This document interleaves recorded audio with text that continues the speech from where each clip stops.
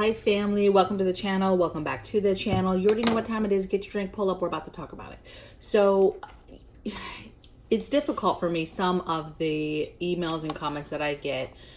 I have lots of comments from all different platforms, right? I get a lot of questions from TikTok commenters on what to do and what to get, what to buy, where to get this, where can I find that.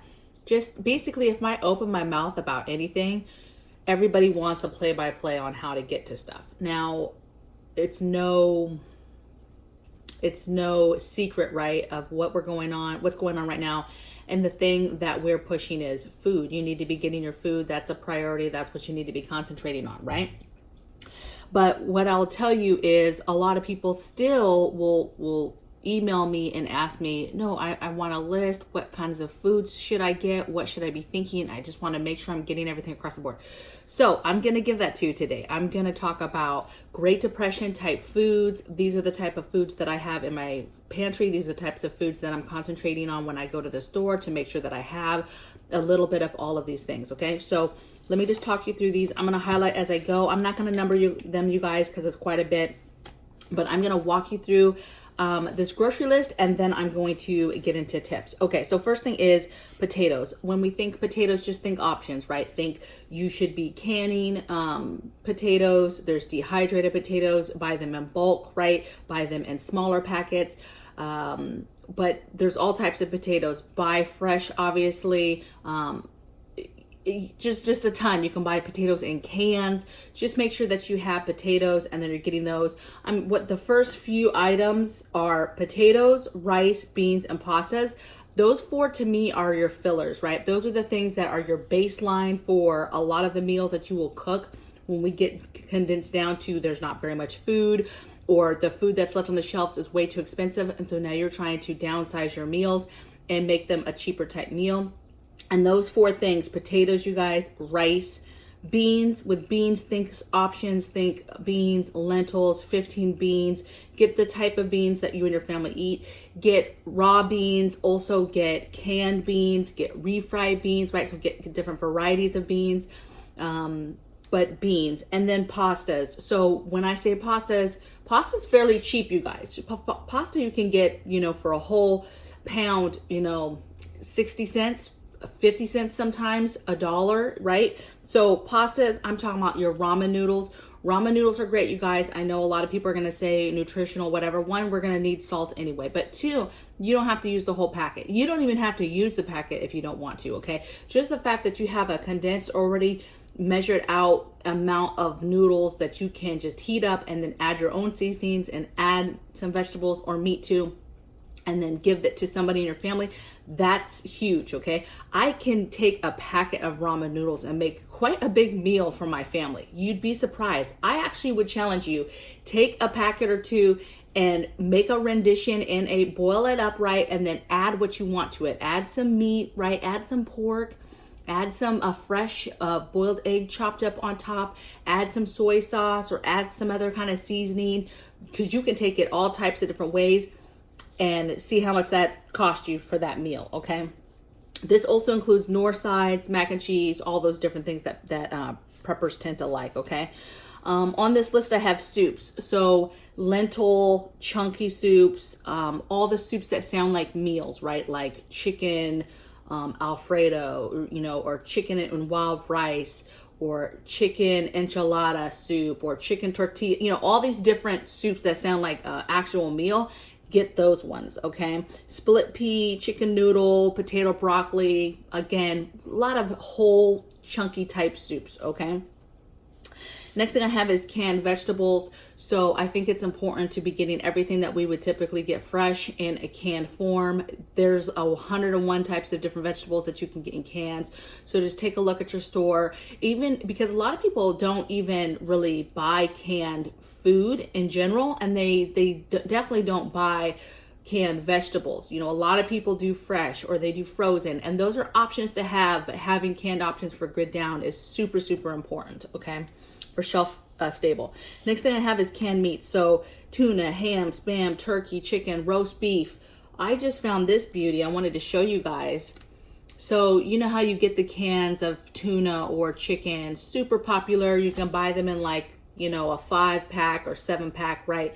And you can buy them. Look what I found the other day at the Walmart. Chunk white turkey.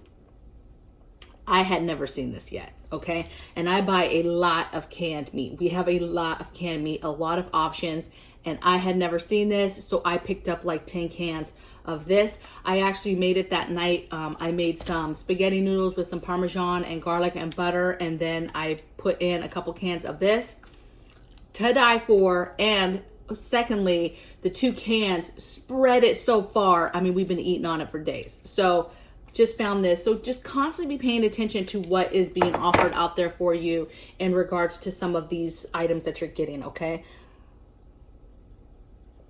I never saw that, so I was super excited. Next thing I have, so I have peanut butter, I have jelly, I have snack stuff like nuts, granola bars, raisins, straight granola. You know how you can buy like granola, snackable type granola in big bags. That stuff's delicious.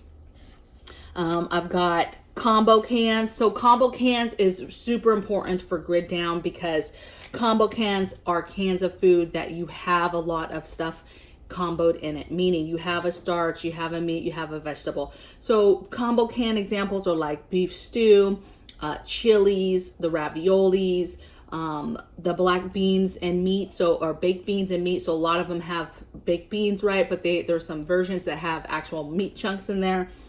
Chicken and dumplings. So there's all different types. This kind of goes in the realm of soups to me. But again, be getting stuff that has multiple things in it, right? That one can just be a meal that you can heat up and go, right? Don't forget your seasoning packets, you know, like your taco seasonings, your gravies, your soups, your packet type stuff, your meatloaf, stew seasoning, whatever. All those little different variety of packs you guys get those, okay? Because that pack, you don't need anything else sometimes if you have run out of stuff. That's another way to season stuff. It's another element to bring to something in a cheap way, okay? One of those packets can go very far for seasoning several meals, right? You don't think about it. You don't have to use the packet for what it's for, right? You don't have to use the whole packet for said thing, right? Let's just say it's the meatloaf one or a beef stew one.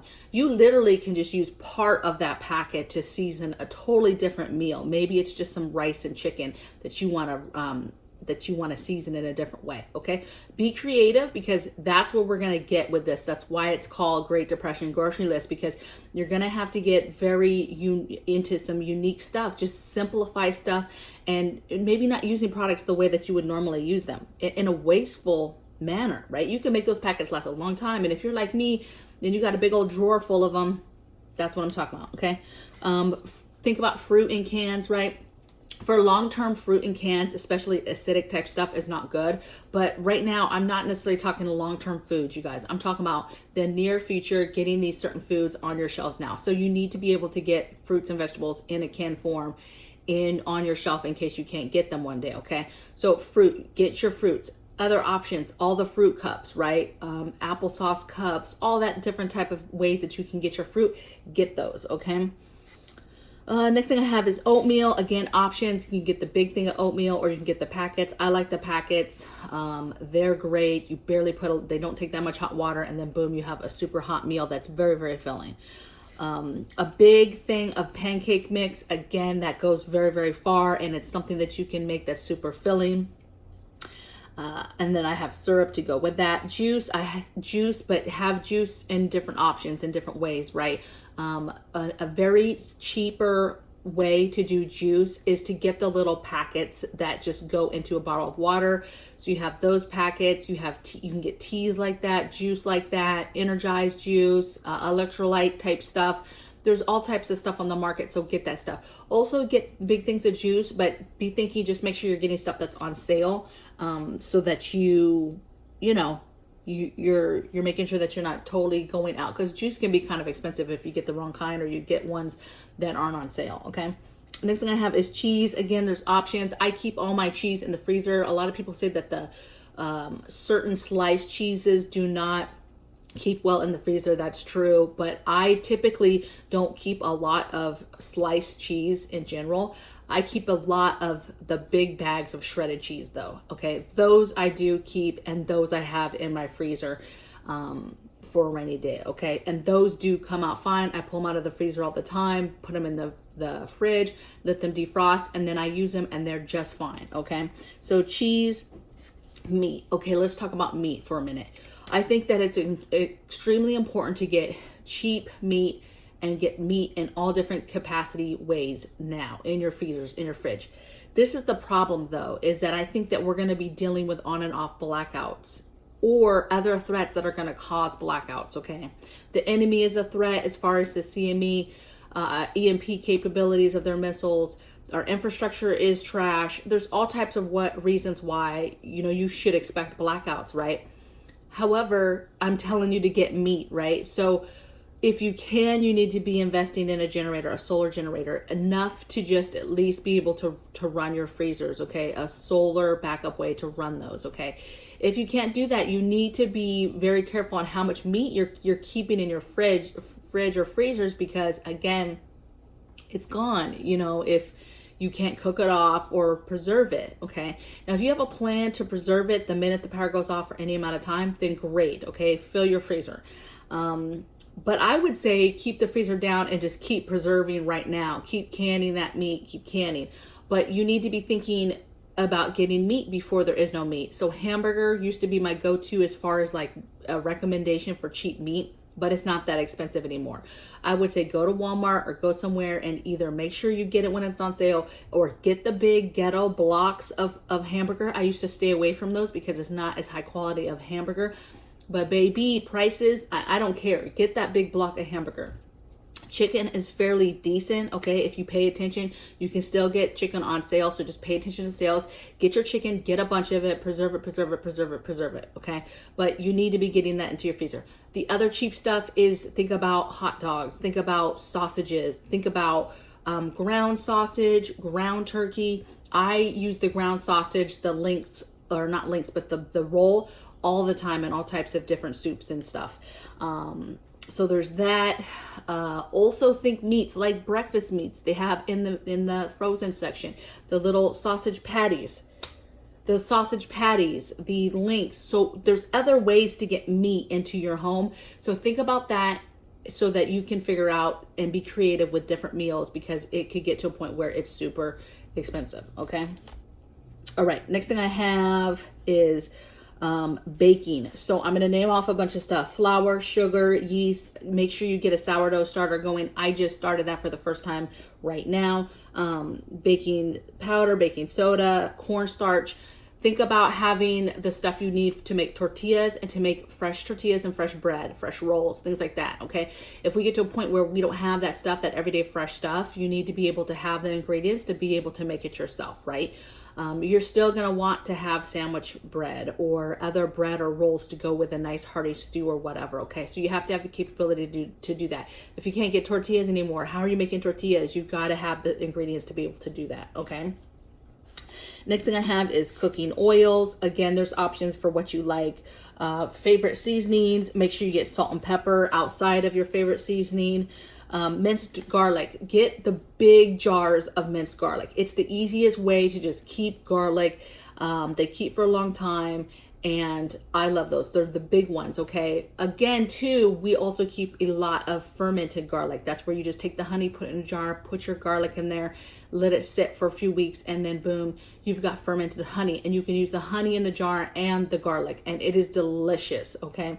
So we have garlic in those two ways. I have a few more jars for long-term storage that I bought that are pickled already, like commercially pickled garlic.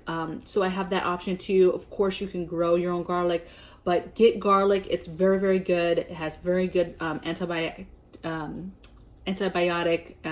capabilities, right? So make sure that you have garlic for your home, okay? But the minced garlics I love because those are fairly decent price, and they're large, okay? Next thing I have is honey. Honey is not the obviously cheapest, but it's super delicious, and it's a very nice way to, one, if you're doing your garlic that way, but also it's very good for flavoring different stuff and really just taking your simple meals up a notch by just adding a little bit of honey. Same thing with soy sauce. I have that on the list. I have onions. Again, a go-to very easy way to season a meal is just with a little bit of onion. You don't even need that much for flavoring, okay?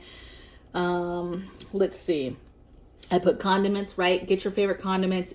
Do them in order. If money is an issue, make sure that you're getting the ones that you guys eat the most, right? If you guys eat ketchup with everything, you need to be getting ketchup, mustard, right? Hot sauce, things like that. Get the ones, the condiments that you and your family eat the most, and get them on your shelf. Next thing I have is milk. So again, there's options, but you need to be thinking, obviously you're going to keep milk in your fridge for as long as you can fresh, but be thinking about powdered milk, dry milk, not freeze-dried milk, but powdered milk, different milk capabilities. You also can get powdered buttermilk. You can get powdered heavy cream. So there's other options in that whole realm of milk and creamers that you can get to get it on your shelf for the day that you can't get that stuff fresh. Same thing with butter. Think about options, right? I'm about to can some butter, but figure out how you're going to get butter on your shelf for the day that you can't get it fresh. Of course, you can get butter. You can put it in your freezers right now, but again, be thinking grid down. What's your options after if there's grid down? Now, if there's no grid down and you're just doing this to just get all the foods in your house now because of the current crisis, how any day we could run out of food, panic buying can ensue. Panic buying has already started, you guys, in some areas, by the way, okay? Limits on stuff, huge holes are being seen, inflation, like really it doesn't matter what the end result ends up being, but you need to make sure that you're prepared and you have options.